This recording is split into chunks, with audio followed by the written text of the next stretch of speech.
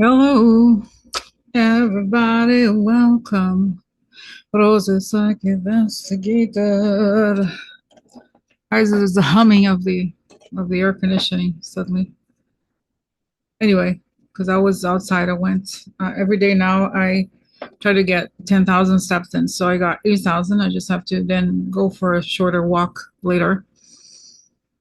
But anyway, so I came home and let's do it. Let's do the video because as you know me, if I leave it till later, then time passes on and I get distracted or whatever. So let's just get to this one because this is a subject I've been meaning to talk to you about for a while. Okay. So let's do it. So this is really about the relationship between Peter Thiel and Jeffrey Epstein and a new article that Dave Troy put together. Okay. Dave Troy is a journalist that does a lot of work and for years now about the tech bros and the far right tech bros or whatever. So let's get to it. Let's do the protection. I'd like to ask for protection. A beautiful ray of light coming on top of my head as I breathe in. I feel my lungs as I breathe out. I create a circle. I create a circle. I step into it. I step into it. I feel protected. I feel connected. I like to ask that information come only from the highest sources. That it creates the good and so it is. All right, so let's get started. So, um, so this is okay.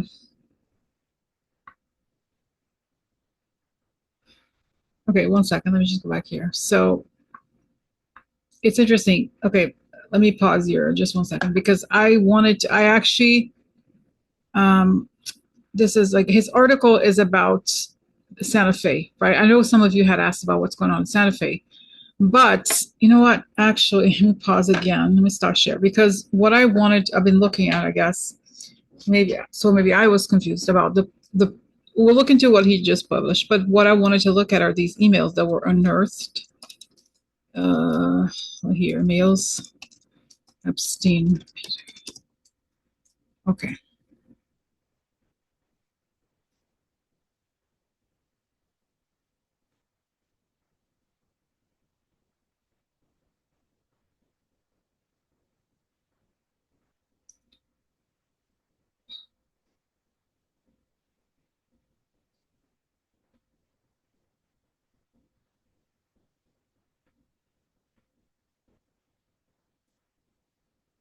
Okay, so this is it. All right.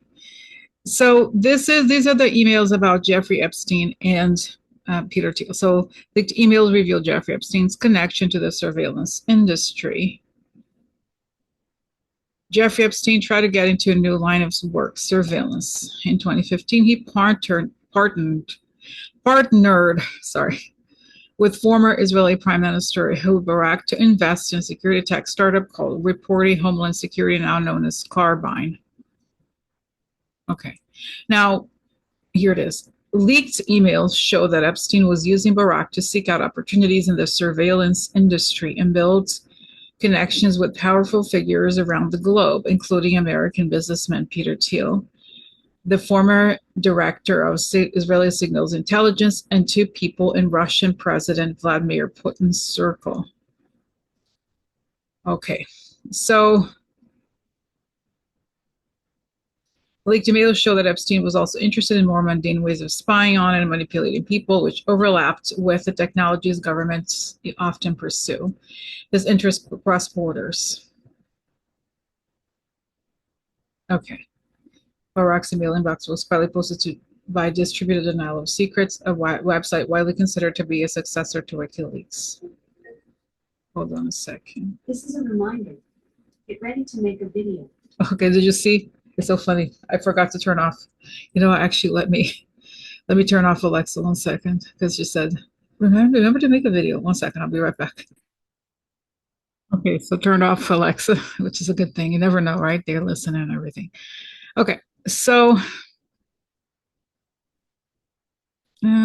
so it comes from a hacker group. A man paint a picture of Epstein as a man very eager to be at the nexus between private money and public surveillance. While they were hammering out the reported investment, Epstein invited Barak to come in to come to a meeting with Thiel, co-founder of PayPal, and the surveillance contractor Palantir in May 2014. Although Barak couldn't make it to the meeting, Epstein insisted that Barak spend real time with Peter Thiel and offered to set up a dinner the following month.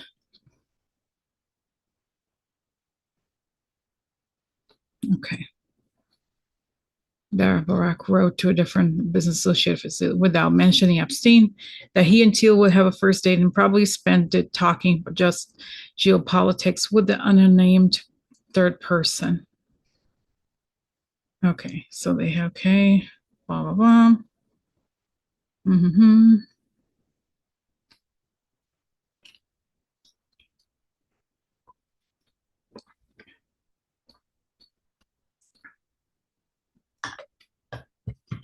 It's not clear exactly what happened in that meeting. Epstein pitched reportedly to Valar Ventures, a fund co-founded by Thiel and two close partners. Okay.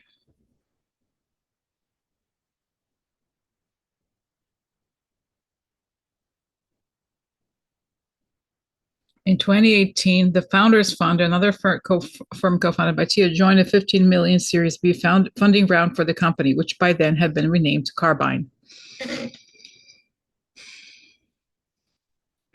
While Epstein was trying to deal with the American tech sector, he was portraying himself to Russian elites as an apolitical dealer. In April 2015, Epstein introduced Barak to former Russian Deputy Minister of Economic Development, Sergei Belyakov, who then invited Barak to attend the St. Petersburg International Economic Forum. That wasn't the only business Epstein had in mind.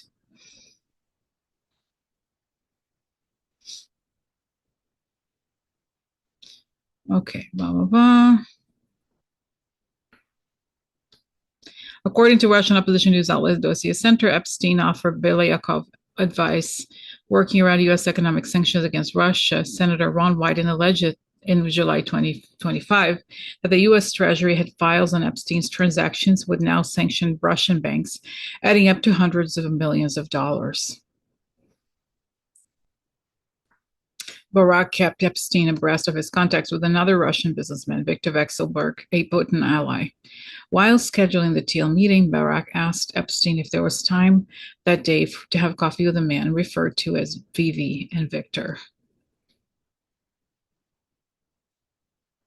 In 2015, Barak asked Epstein what he thought of Fifth Dimension, an intelligence company backed by Vekselberg.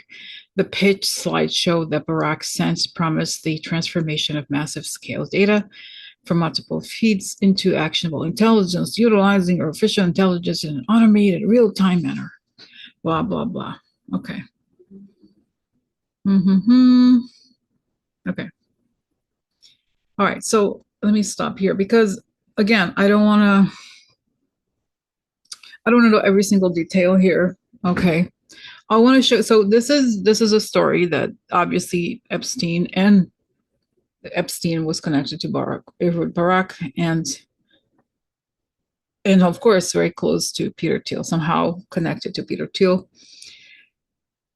Now I wanted to show you something else. There's something that happened a couple of days ago that I picked up that I find very relevant. Okay, so there's this woman. Now this is about, let me add the header thing. So we have the information. Now this man, what's interesting is that in Israel, I think he went to prison. I think he's actually considered somewhat left, I believe. And and it wasn't he. That's right. You know what? He was, if I remember correctly, there was a really very successful intelligence operation. The one that went to, I think, Tunisia and killed one of the, I think, a Hamas. It was really successful. No, PLO people, I think. I don't remember. I think he was the head of that operation. Okay, so he's very intelligent. And I think Ehud Barak. Okay, Ehud Barak. And so, on just 1 second.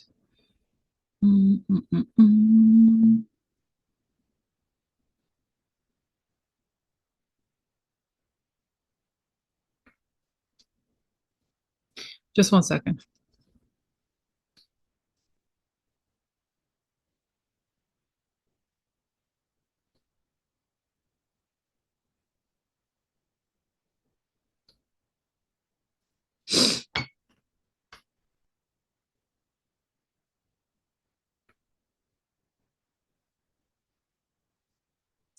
Anyway, long story.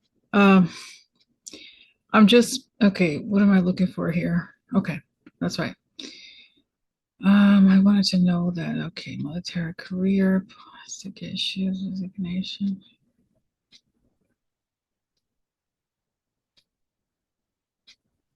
So the thing that I want to say about him, no, but I think it's Omer. I'm confusing the different ones. What I want to say here is that like because of how do you say this? There's compromise on around him. Okay, and so he's involved. Doesn't make sense. So he's a person in his what's no word sensitive, but he's been compromised. I think I don't know how you call it, but I think you understand what I'm saying. Okay, so I'm trying to find here the thing that I found to you that I let me pause here. I hope I don't sound too confusing. So this is the part that we established that. Then oh, here it is. Okay. Uh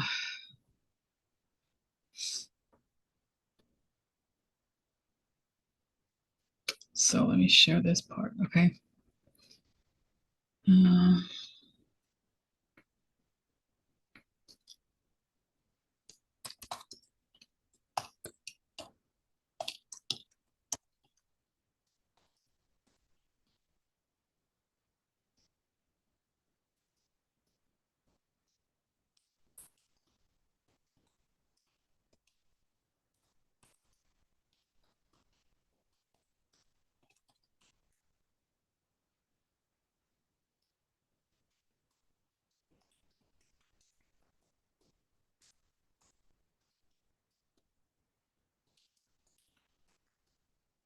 okay.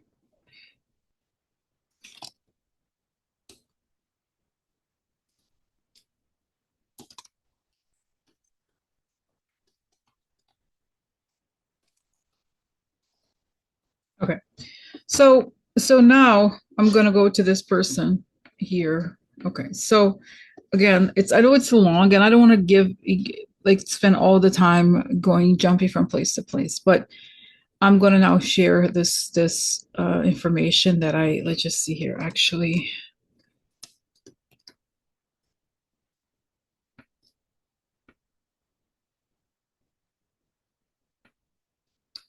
Okay. So now okay.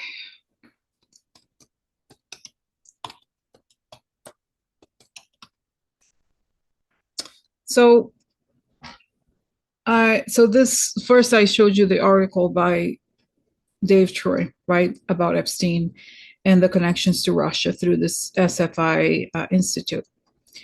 And in this article, he mentions Esther Dyson, who I knew of the name because she is found in a lot of circles that the overlap between technology and Jeffrey Epstein. She's there.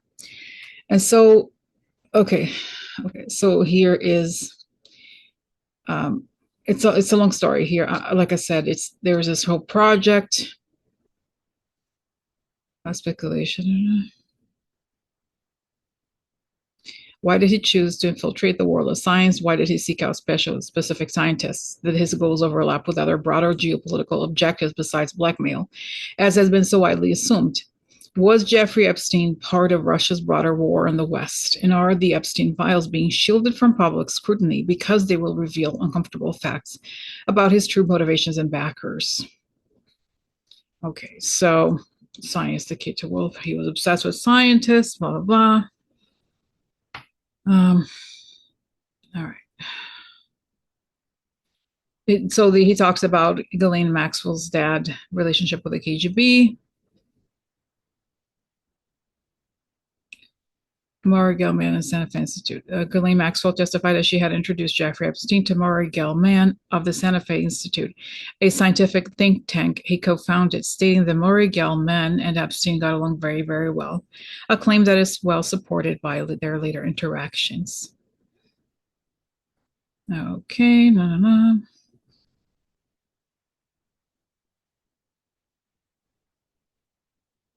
So it's the whole history of this organization. I don't want to read too I just want to get to this.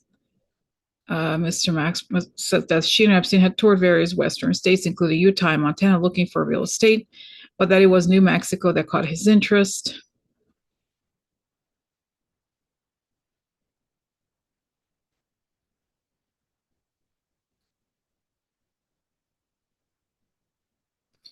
America to an exclusive report that Project Russia, the Kremlin-sponsored book series published between 2005 and 2010, for which no English translation has previously been produced, includes specific mention of the Santa Fe Institute, offering some context for how the Kremlin believed SFI's pursuit of complexity science fits into the larger landscape of worldview warfare.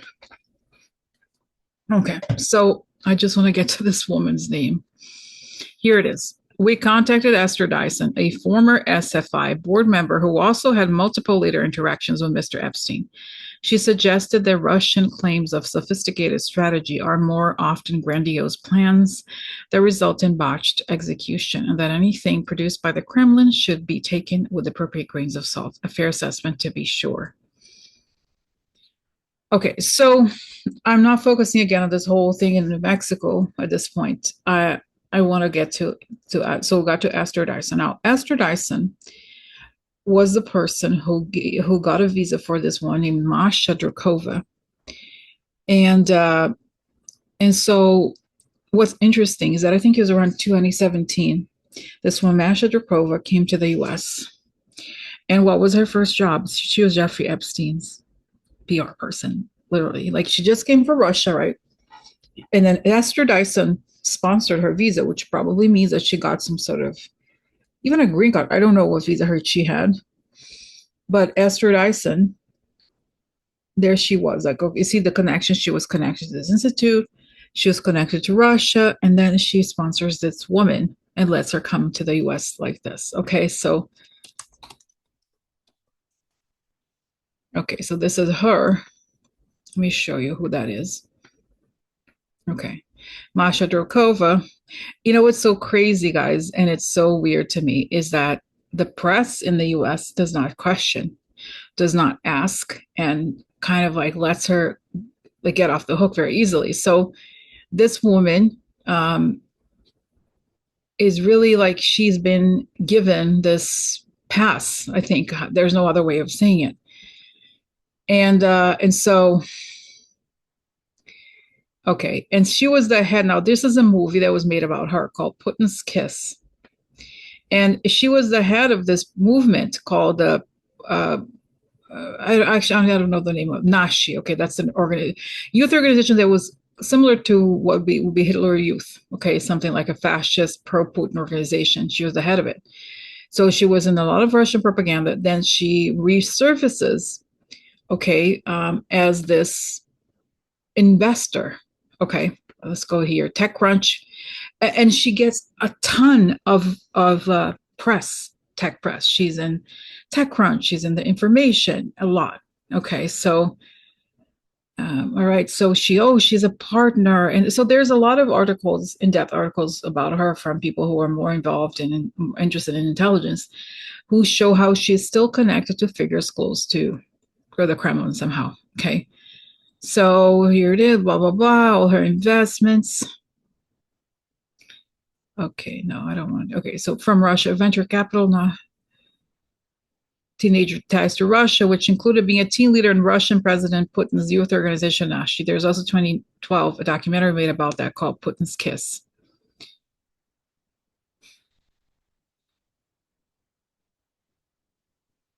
She also called the WAPO article inaccurate. It had reported Bucha meeting wealthy Russians and accepting capital from them. She told TechCrunch she was never associated with them nor took money from them. I cannot go back to Russia because I am an enemy of the country. I can't see my grandparents. That's not home for me at all. I also deeply disagree with what they do, as well as deeply sad for the damage they've done to my relatives in Ukraine from my mother's side. So the whole thing sounds very strange, and I've read a lot of long story. So this is her. So then she starts doing, and this is interesting because it doesn't talk about her job for Jeffrey Epstein, right? So let's actually, okay.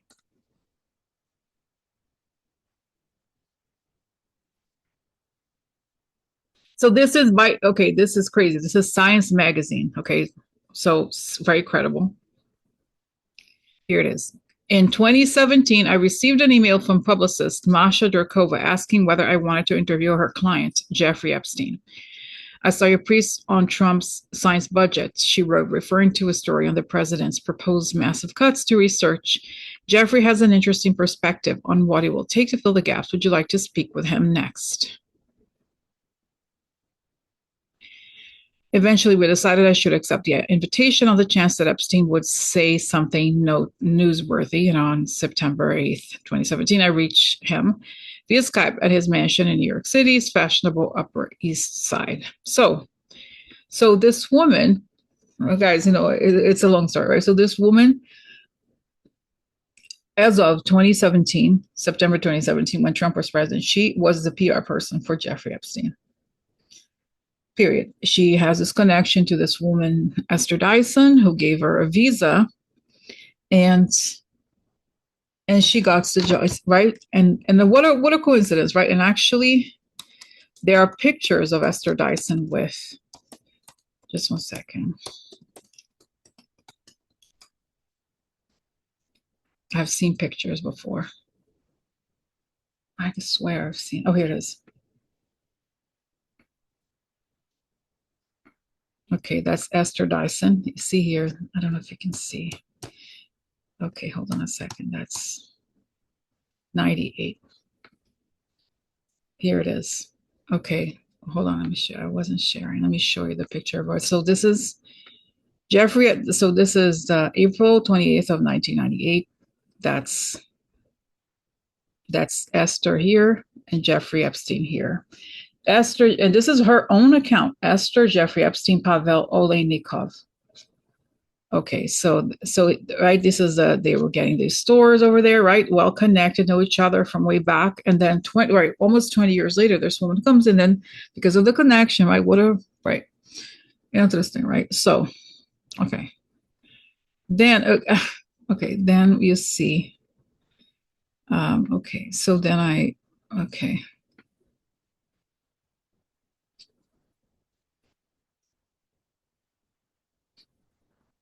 So then I shared something on one of my accounts. I have a fake account, whatever, not fake account, a random account. Okay, David. So I replied to Dave Troy. Fascinating. This piece, quote, Esther Dyson, the same person who sponsored the visa for Masha Drokova, who went on to become Epstein's PR person as soon as she arrived in the US and is now an angel investor VC. Now, so on that this is what's crazy, guys. On that same day, you see this is her, Masha, here it is. That's her Twitter account. She DMs this person. And who is this person? Who is Michelle? So this woman's name, the one she texted, she said she DM'd. So you know that on social media, if you DM somebody, that means you follow each other, right? So she follows this woman and she DMs her. So they must be close somehow, right? And then look, her name is Michelle Stevens. So who is Michelle Stevens? I happen to know that Michelle Stevens is the organizer of Peter Thiel's Antichrist conference.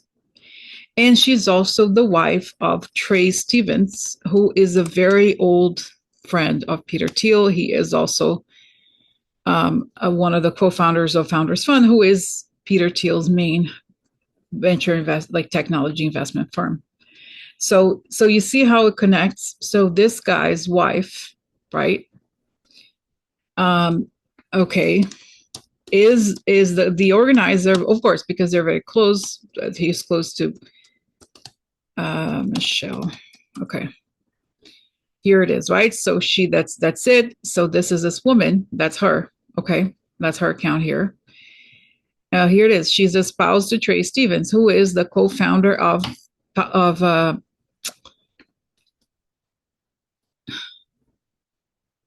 Founders Fund. Okay. So then going back here to there she is here being the host of this lecture series. And she's close to the woman who was Jeffrey Epstein's PR person. And let's be real, most likely a Russian spy. Okay. Because if she, guys, I don't believe in these coincidences. Okay. And if anything, she knows a lot. Okay. So I don't know why to me, she does not strike me as one of those actual innocent Russian people. It's just a weird connection that she suddenly gets into all these like very strategically important circles in the West, right? Just in the right time. And Esther Dyson, who's close to the Kremlin, long story, she's a pro-Russia or a pro-Putin person, let's just say, okay, or has been associated with Russia for a long time. To be fair, I think she recently said that she does not agree with the Ukraine war, but still, she's compromised. It doesn't make sense because that's what happens when you work with Russia. You become compromised, right?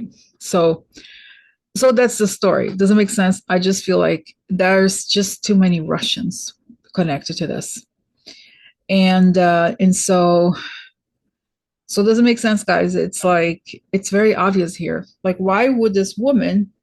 Like, if you think about it, if you're a very prominent person like Peter Thiel, right? If you don't want to be associated with people, you wouldn't. Does it make sense? People would be like, "Hey, this woman was connected to Jeffrey Epstein." They would tell him, and they would know. He would know not to be near these people. But in fact, it's the opposite. And I have a long story, guys.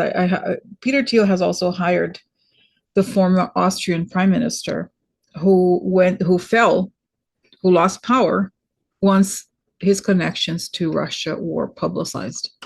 So there are just way too many coincidences here. And we know that Peter Thiel is the guy influencing, what's his name? JD Vance, right? So from that alone, you could see that this is just too strange. Like this woman, this Russian spy, basically, let's just say it, uh, who was Epstein's PR person, is now messaging uh, a very close associate to Peter Thiel, such a close associate that she's organizing this Antichrist lecture. So does it make sense? So it's very, very interesting. Now I spent half an hour really getting to explaining the connections here. So let's see, what does this mean? What type connection does Thiel have?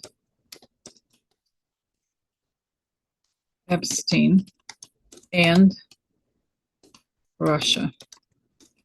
Okay, or together or separate. Doesn't make sense because somebody who is involved in all, you guys remember Palantir, one of his companies, has a very hundreds of millions of dollars, if not billions, in contracts with the DoD, with the military, and there he is associating with persons that are very close to Russians and or the Russian government, right? Does it make sense? And by the way, Russians have a history of investing in technology companies. There was somebody, what was his name? I see his face. There was a fund called DST. I forgot his name. Doesn't matter. But he invested, had 10%. He owned 10% of Facebook stock at the time of the IPO. So he became a billionaire, this man. They was investing Kremlin money, and it came out that in I think 2017, the papers, it was called the Panama Papers, remember? Panama Files or something, that this fund DST was in fact connected to the Kremlin. Okay, which everybody kind of knew, but it was just a confirmation. Anyway, going back here. So the question is, what does this all mean? What type of connection does Thiel have to Epstein and Russia? And of course, Thiel is the guy who feeds everything to JD Vance. That's why he's so dangerous. Now JD Vance is just a puppet for him. He's the one really in charge now if things do go ahead. Okay, so now let's ask the questions. Okay, so what does this mean? Now let's see here, and what to the U.S. government given A, JD Vance, and B, Palantir has billions of dollars. and Pentagon. Okay, Pentagon and other government contracts, not just the Pentagon. Okay, so what does this mean?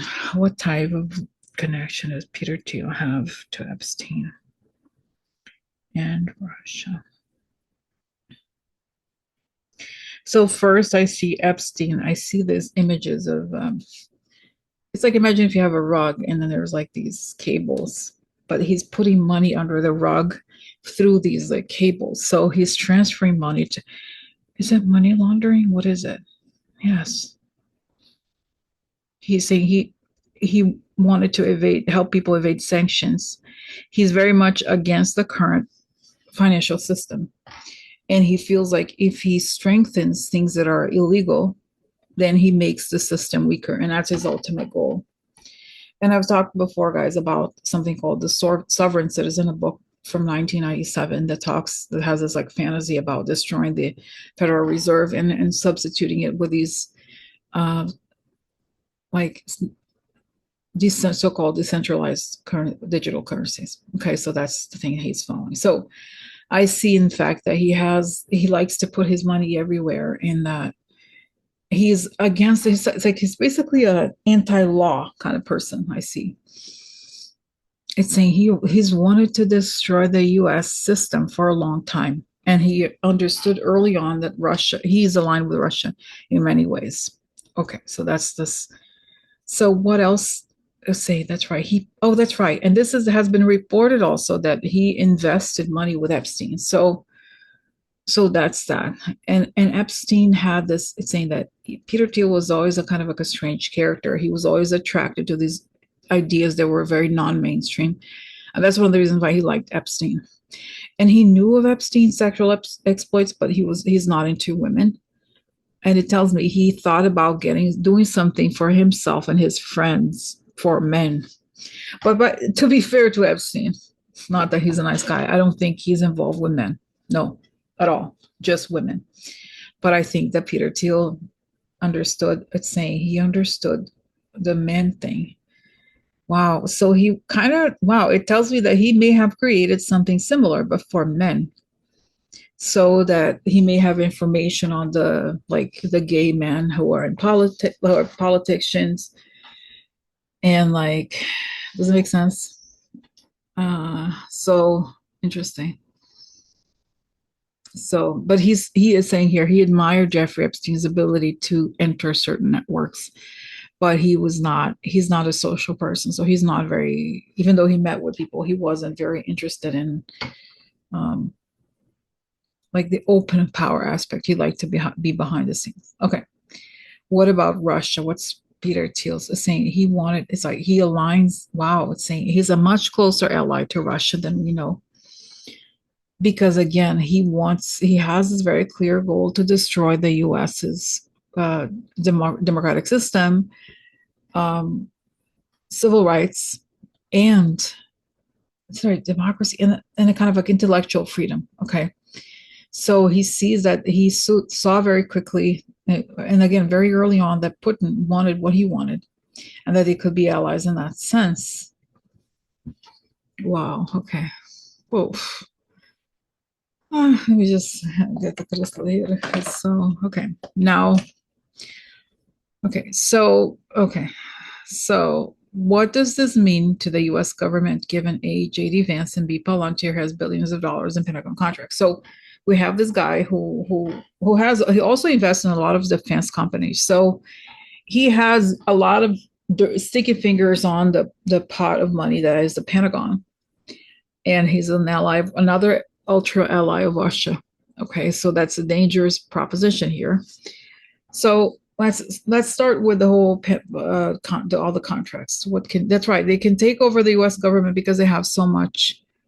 Their systems are everywhere. Does it make sense? So they can kind of eventually turn everything off or give everything away to Russia. Okay, and then what about J.D. Vance? That's right, J.D. Vance, and I see that I see that Peter Thiel has a straw in his mouth like this, but it's like everything that's coming out of his mouth goes into the umbilical cord. It's like an umbilical cord. from the mouth of Peter Thiel to the belly button of JD Vance. It's like his baby, his intellectual baby, and he he can basically quote unquote program, not really, right, but tell JD Vance to do and to think whatever. He will do that because truly he owes everything to Peter Thiel. As you guys know, he met Peter Thiel when he was in law school, and Peter Thiel immediately got him a job in one of the tech companies that he knew about, then orchestrated his whole the book that he ended up writing, then his running for office, and I think the Senate, and then this whole thing, and he bought the place for JD Vance. So he truly owes everything to Peter Thiel, every single thing, and he cultivated him like a plant, right? Like he gave everything to him. So there that goes, and he's a mirror of Peter Thiel's ideas. Okay, so what does this all mean to JD Vance's? Okay, so I see that. Wow, I see the guy's very dark image of him. You know, when you see, it reminds me of Charles Manson. You see the photos of Charles Manson. His eyes are so like dark. It's I don't know how to explain it. It's just like this hollow, blank, crazy, evil stare. So the same thing. And he's like, I'm the president of the world. I won the world finally. So he's very excited about what he thinks is going to happen because truly he's going to finally flip the world to this destructive order. It's like, I'm going to accomplish what the H man from World War II couldn't. I'm going to destroy it. And he's excited about also the guy from the CDC that's sort of like, okay, I'm sorry to have to tell you this, guys, like the Mengele, right? Like a crazy medical experiments, or knowing that they're going to, like, without vaccines and without all these medicals, like help, without all this modern medicine, a lot of people would die. And that's what he's hoping for. I'm serious. So, so that's where we are now. What is that? Now, this is the goal that he has, and these are the connections that he has. Now, what is going to be done about it? And I'll get a message from Spirit. Don't worry, this has to be talked about. And what is happening? It's funny. I see NATO. They're like, this guy. Nope, he is the guy who is going to now be in charge, and he's much darker. I'm not saying that Trump is good at all. No, but it's like he's going to eliminate all the pro, like I said before, Peter Thiel's plan is to eliminate all the pro-Trump people to just put his own puppets in power. Like he right on all the administrative jobs, all the power will be like he will control everything. That's the goal here. So, but what ends up happening? And okay, what is the relationship? I mean, before I ask this, I need to know what is the relationship, what is the power agreement between Putin and Peter Thiel? Will help you get money, will open up the financial system to you. And so you can launder money, you could do whatever you want. You're free. It's saying we're not gonna let rules this like it's saying, and I see that Peter Thiel sees Putin as a thug that he can use to destroy the American system and the American dream and everything. So he says, oh, he's the perfect poison. He sees Putin like a bomb. Like, oh, I can unleash him on the American soil, and it'd be great because then we'll get rid of most. I think he wants some sort of genocide on the American public. I'm serious. But okay. Oh wow. Okay. Okay. Wow. So now that's what he wants. But what actually happens? Okay.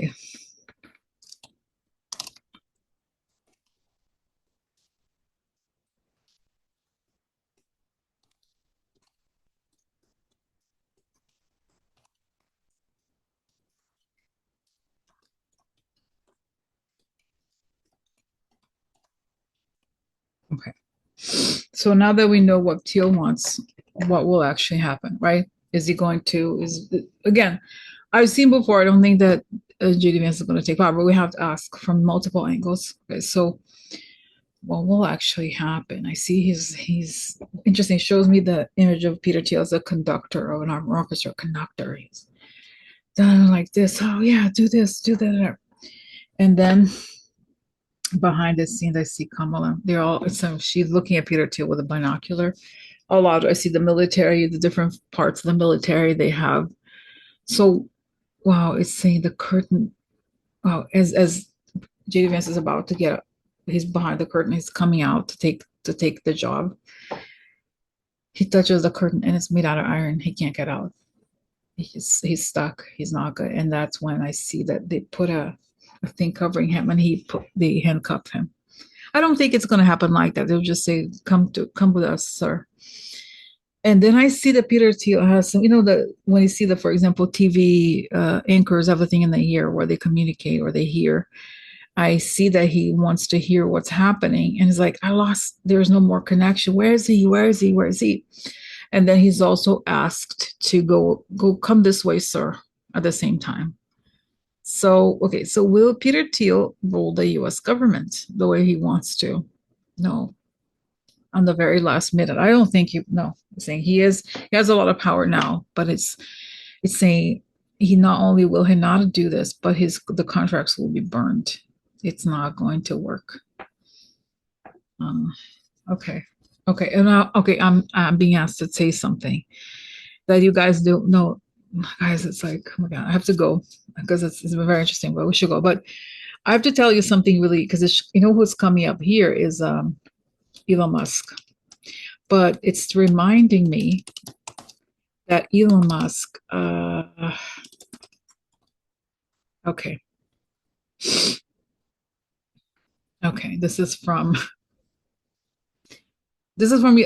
actually Fox News, but it's true. It's correct. Okay, so Elon Musk was dethroned by Peter Thiel in a coup led by the PayPal mafia. While Walter Isaacson's new biography chronicles the billionaire's power struggle with the PayPal mafia. Okay.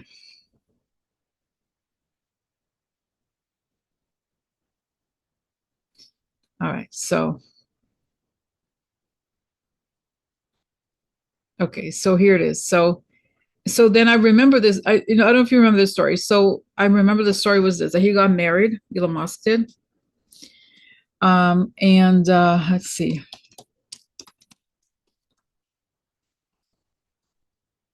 Okay. So the story was that Elon Musk got married and took some time off for his honeymoon. And while he was off on his honeymoon, he was the CEO of this company that went on to become PayPal. Peter Thiel and other people did a coup on him and took over the CEO job from him. And I see that Peter Thiel, like, and so even though they're, I think, intellectually aligned and they're pro Rush and all that, I get that Elon Musk is very wary of Peter Thiel, and that's why I still feel it still feels like Elon Musk may want to rat out what happened, what he did even in the election, because he's afraid of Peter Thiel, actually. He's afraid that Peter Thiel is going to take his businesses like he's done before to different companies. But so does it make sense? I think he's now that he sees how powerful Peter Thiel may become, he may be motivated to stop him because he wants to be the number one. Does it make sense, guys? Okay, so that's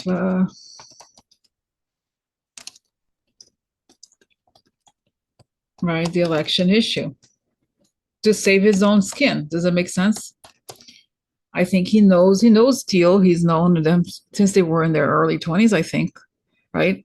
So that's the story. And then I remember also there was a story that when Elon Musk sold one of his companies, he bought a McLaren Formula One car. He crashed, and he was driving this car with Peter Thiel. He crashed the car, and nobody they didn't die or anything, but it was that apparently Peter Thiel was kind of scared of him after that. So anyway, so that's the story, guys. It's so crazy. So and then another, okay, oh my God, my brain, right? So let me go back to that woman, this woman, the Masha Drokova was slash, that's her married name apparently. Okay, now so she texted here the the guy from the woman who's married to Trey Stevens. So why is she texting this woman, and is she going to show up at the Antichrist con? Because very apt. Is Masha Drokova going to show up at the Antichrist conference? She really wants to. But I see that after this has been exposed online by somebody, I don't know. I'm not saying it's because of me, but they don't want her there just because, like, they want to keep the connection to Russians low. Because, and that's the other thing, guys. If let's say theoretically that you are you're a Russian that like does not agree with Putin and what he's doing, why would you reach out to a venture capitalist who's clearly very pro-Russia, right? It's something that doesn't add up. And what doesn't add up is the fact that she's clearly not anti-Putin.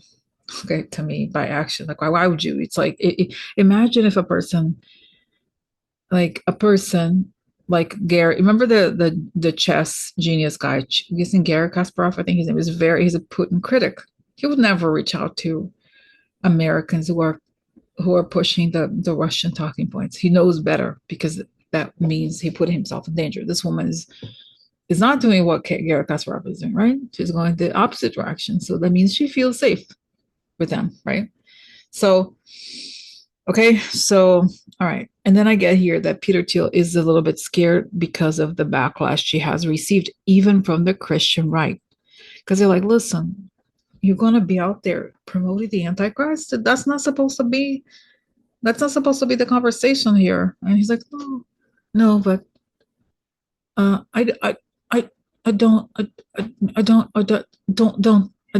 mean that. No, I don't. I don't mean that. No, no, no, no. I don't. I'm no. Huh? What? Okay. So, so that's the story. Anyway, guys. So that's. I'm sorry, my brain is like bursting out. Okay, so I hope this makes sense. That's the connection over here. Connections. Okay. All right. So, okay. So, all right. So that's it for today. Okay, and I'll talk to you tomorrow. Have a great Sunday. Bye bye.